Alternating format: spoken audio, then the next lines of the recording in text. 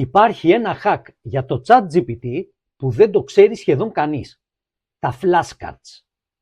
Πήγαινε στο ChatGPT και γράψε του απλά Quiz me on το θέμα που θες in QuizGPT as flashcards και θα σου φτιάξει κάρτες ερωτήσεων και απαντήσεων για να μάθεις ό,τι θες. Προσοχή! Για να δεις τα flashcards δοκίμασέ το είτε από tablet είτε από υπολογιστή. Παράδειγμα, Quiz me on πληροφορική in QuizGPT as flashcards level beginner για να του δώσεις και το επίπεδο.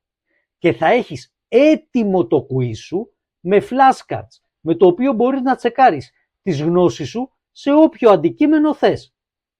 Κοίτα για παράδειγμα εδώ, βλέπουμε τις κάρτες και βλέπουμε τη σωστή ή τη λάθος απάντηση.